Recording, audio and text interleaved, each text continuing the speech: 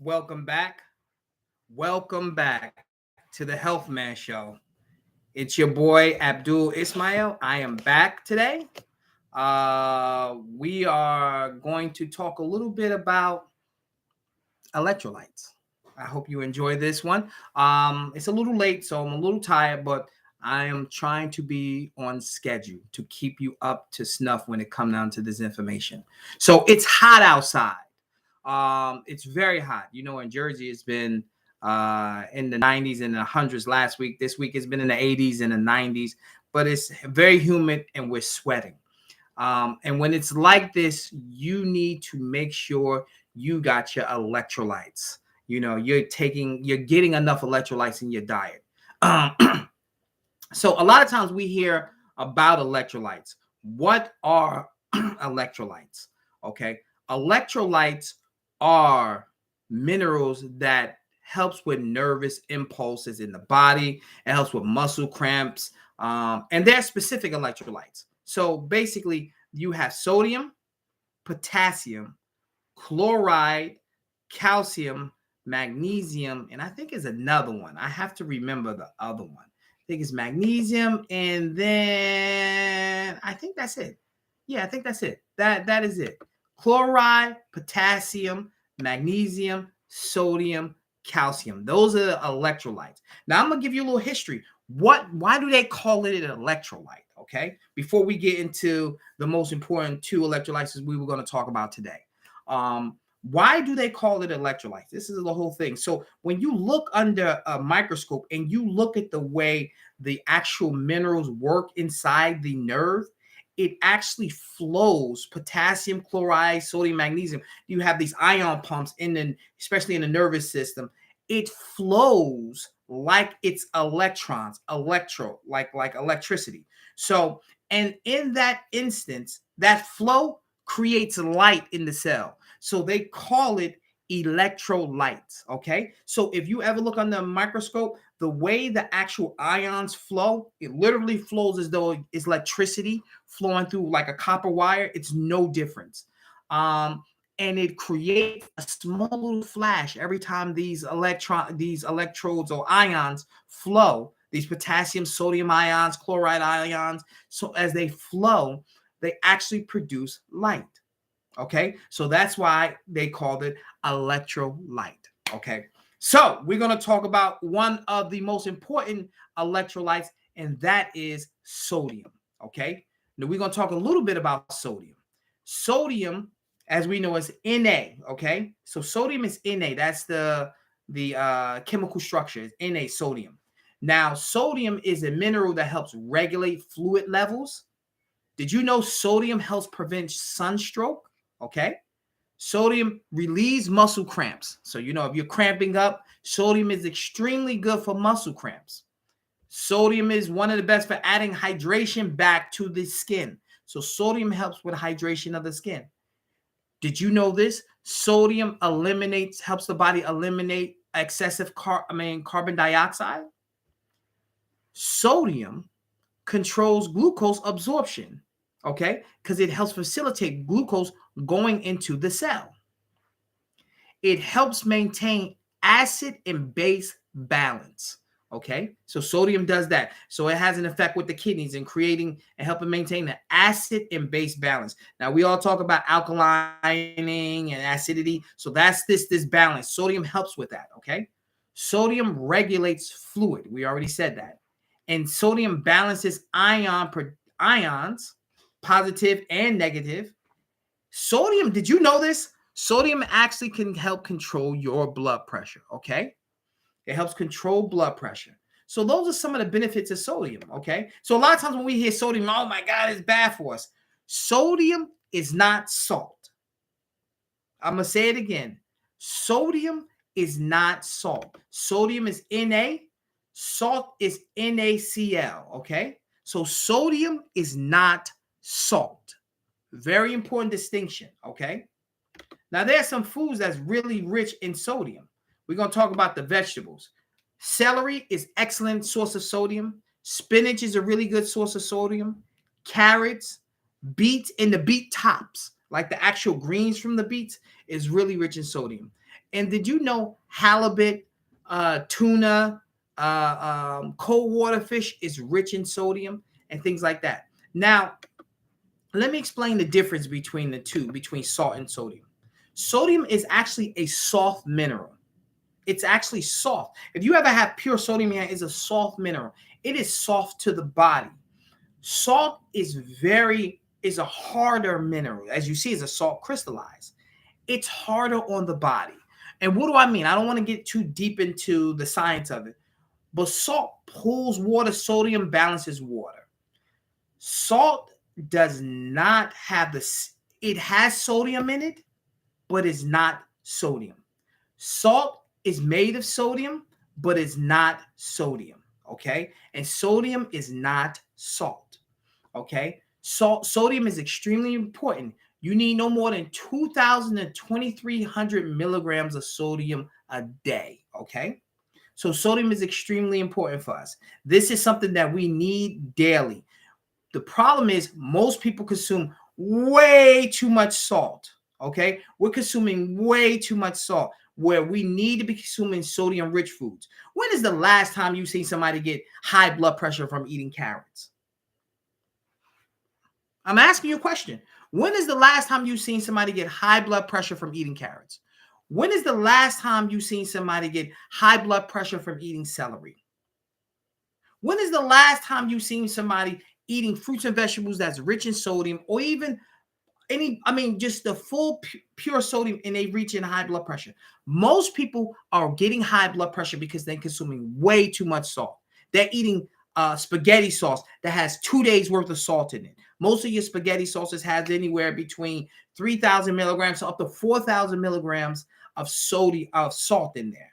Okay, so what do we say? The amount of sodium you need to take daily is about 2,000 to 2,300 milligrams of sodium a day. Spaghetti sauce has anywhere between 3,000 up to 4,000 milligrams of sodium in there. Plus, people add more salt to their spaghetti sauce, so they season their spaghetti sauce. What about when you're thinking about eating sausages? Sausages average about like 700 milligrams of salt in there each sausage. Now you think about that. Now, so we got spaghetti. We're about to have a great meal. We have some spaghetti. We have our pasta sauce. We all add our sausage in there. And then now you're wondering why you have a headache after you eat. This is why we're not watching the amount of salt that we consume.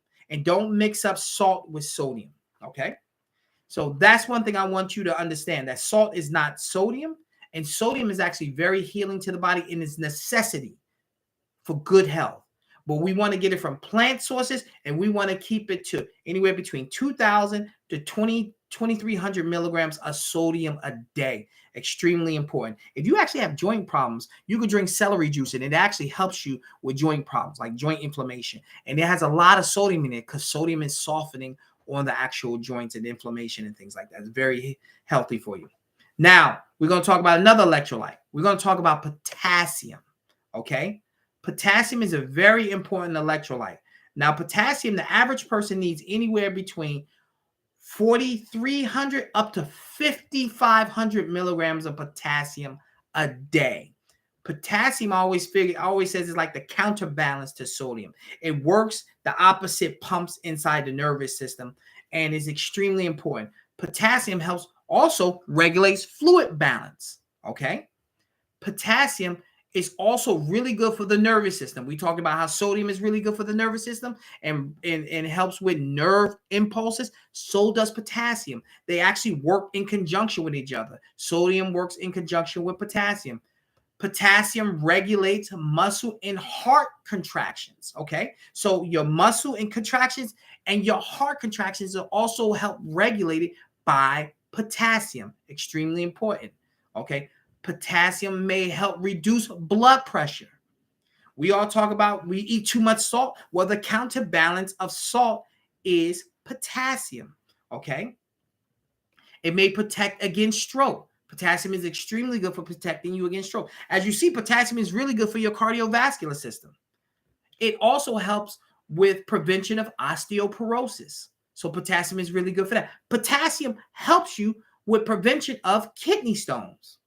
Okay, so potassium is extremely good for help you with prevention of kidney stones. It also may reduce water retention. So if you have too much water because your body is holding on to too much salt and you want to eliminate that extra water, you do the counterbalance to sodium, and that is potassium. And you even see how potassium is so much more, like you need almost double the amount of potassium as you do sodium. Now let's talk about things that's rich in potassium. Every time we hear about the potassium, oh, you got to go eat bananas. Bananas is always bananas. Bananas is one of the foods that's rich in potassium. Most of your fruits and vegetables are rich in potassium. Beet greens, like I told you, there's also rich in sodium, but they also very, very high in potassium. So cut the top off those beets and juice those and things like that. Potatoes are really rich in potassium. Yams. Portobello mushrooms. Did you ever think about that? People say, oh, they hate on mushrooms. Portobello mushrooms are really rich in potassium. Bananas, okay? Citrus fruit, like your oranges, your pineapples, guava, watermelon, kale. Did you know salmon is rich in potassium? Peas are rich in potassium. So they're avocado. So most of your fruits and vegetables are really, really rich in potassium. And we already talked about the importance of potassium in the diet. So you're talking about a counterbalance to sodium is potassium, okay? Now, let's talk about it's hot, it's hell outside, okay? It's hot. Why is it important for us to consume these electrolytes? Because electrolytes prevent muscle cramping when you sweat. You ever hear it say, "Damn, your sweat is salty"? Well, your body is excreting these minerals. It's excreting these electrolytes. Now, we're not going to go into chloride. We're not going to go into magnesium because we already did a show on magnesium, and we're going to do a show on calcium soon. So potassium and sodium are extremely important. When it's hot outside, we need to consume a lot more electrolytes. The problem is some of us are consuming too much salt and not enough potassium in our diet. We say, okay, I'm out here, it's hot, I'm burning up. My heart is like burning up. So you're burning up outside. So what you want to do is, let me go to the store. Let me grab me a soda. Let me grab me a sports drink like a Gatorade, and you're drinking it, and you're consuming salt. And then you're thirsty again, and you're consuming more, and it's making you thirsty because you know why? You're not balancing out with potassium. Okay? You're not balancing it out with potassium. Potassium is extremely important for you to be consuming, and you're not drinking sodium, you're drinking salt. That makes you even more thirsty. So when it's hot outside, you want to consume much more of these electrolytes, but you really want to focus on that potassium, okay? So what we want to do is go and grab us some grapes. What we want to go do is eat us some watermelon. What we want to do is go grab us some cantaloupe. What we want to do is when we cooking, we get some fruits and vegetables in there to consume enough potassium in our diet. This is extremely important for you. You have to look at how much potassium you're getting. Most Americans and most people in general do not get enough potassium in their diet. We're consuming way too much sodium and not enough potassium. That's why this is the battle of Cain and Abel. But this time I actually want Abel to win because Abel is that potassium. But sodium seems like it's always cracking him across the head. Hey, let's get some more salt in our diet. We're consuming way too much salt, way too much of the counterbalance to potassium. Now, you're going to say, Abdul, where can I get more potassium from? I'm going to tell you the best place to get it is from your food. Okay? The best place to get it is from your food. If you come into a health food store, if you come inside of a vitamin shop, if you come inside of a grocery store and you're looking for potassium tablets, they help. But they're only 99 milligrams. The average potassium tablet is 99 milligrams. Okay? Now, understand what I just said. The average potassium tablet is 99 milligrams. How much did I say you need? About 5,500, 43 to 5,500 milligrams a day. That means for you to consume enough potassium in the potassium tablet, you have to consume about 43 to 50 tablets in one day to get enough potassium. It doesn't make sense. Okay, the average banana gives you about 200 to 300 milligrams of potassium.